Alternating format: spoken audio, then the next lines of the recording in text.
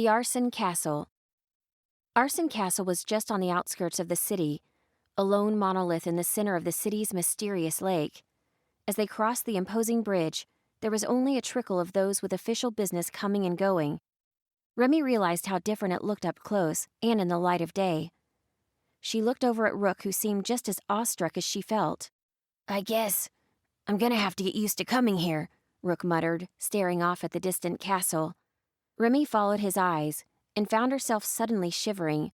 There was something about the castle, something she hadn't noticed before. Maybe it was the proportions. Most of the windows looked too large from this distance. The front doors might be massive and intimidating, but they were also directly in proportion with everything else.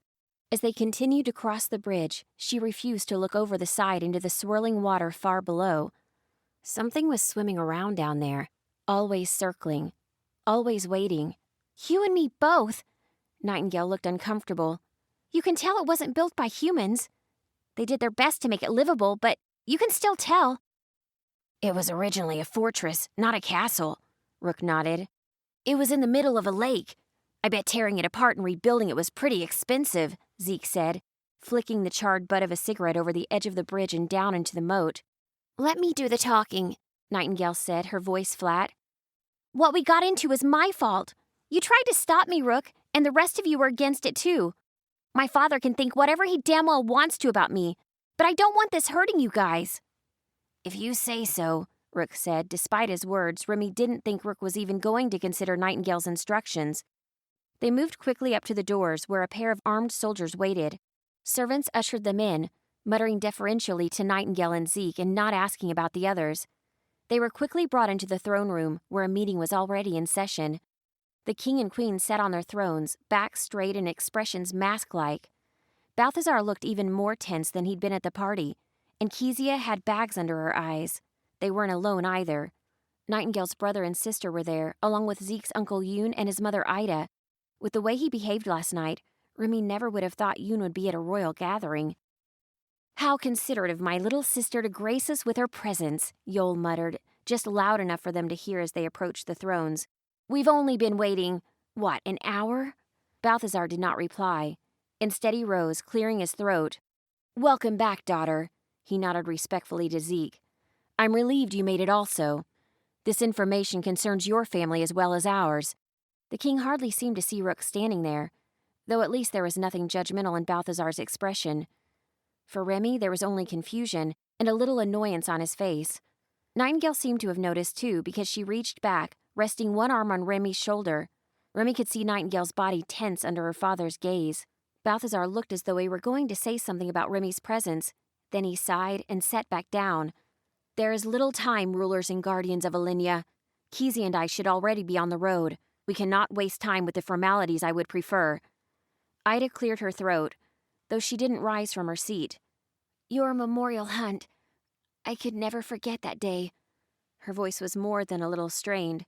Balthazar bowed his head slightly in Kezia's direction. "I will bring the most glorious trophy yet in Lo's memory, Lady Ida. You have my word."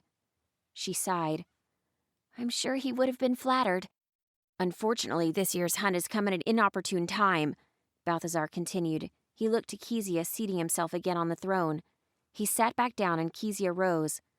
The queen was every bit Balthazar's match for confidence, her voice clear and loud in the mostly empty throne room.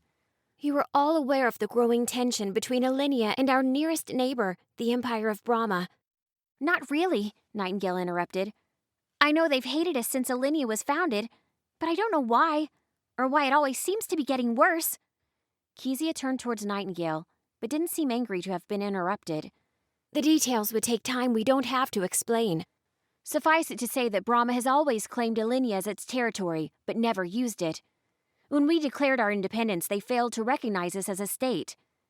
Yol spoke up from his chair. "Brahma is larger and more powerful than Alinea. The best intelligence we have suggests their soldiers outnumber ours 10-1. They have their own version of the Demiurge too, a cabal of sorcerers and mercenaries called the Grim Deacons. The initiation rites alone would leave you scared." "That's enough," Kezia interrupted.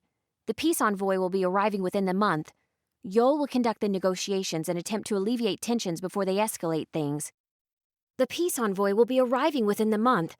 Yol will conduct the negotiations and attempt to alleviate tensions before they escalate things. Yol? Why Yol?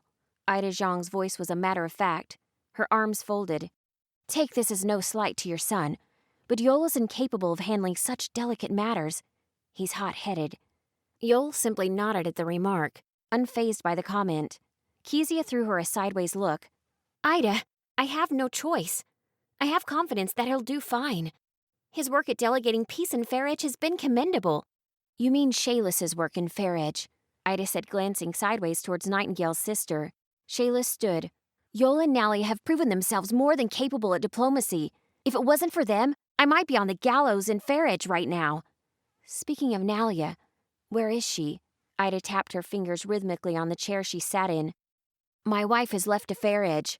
The Wolfric family has requested her presence as a formality. We're playing along, Yol said calmly. Ida relaxed a little. Kezia, it should be you who delegates the peace envoy. You could sell a king his own castle. If you're not going to be here, that must mean you're leaving to the west. Unfortunately, yes, Kezia said with a look at Ida. Remy's friends looked as confused as she felt. Remy looked between the two noble ladies, trying to read whatever silent conversation had passed between them. We don't have high hopes for the negotiations. Brahmin knows they have us outmatched. We're afraid they may have come to offer terms we can't accept. I will not be attending the negotiations because I will be visiting some of our closest allies to secure military aid against the invasion we believe may be inevitable. Kezia will travel back to her parents' house in the far west. The Lucero family will aid us if the worst were to transpire, Balthazar said. I expect the rest of my family to be in attendance when the Romanian delegation arrives. He turned, glancing to the little cluster of chairs the Zhangs had pulled together. And as many of yours as can be available, Lady Ida. My son has Alenia's best interest at heart, but lacks the wisdom that comes of experience. Balthazar rose to his feet again, resting one hand on the hilt of the sword at his waist. Should Yol be killed, the succession will pass to Shayless, then to you, Nightingale. May there be no need. Why am I here? Nightingale asked, and Balthazar paused. We keep our business private, he said. But you've graduated. You're part of the family now, Nightingale. That means you're part of our meetings from now on, too. Did you think politics was all about running our city? Prepare yourself, daughter. We fought for our kingdom, and we'll likely be fighting to keep it. He turned, offering his hand to Kezia. She took it, rose, and glared down at them. I expect all of you to be on your best behavior while we're gone.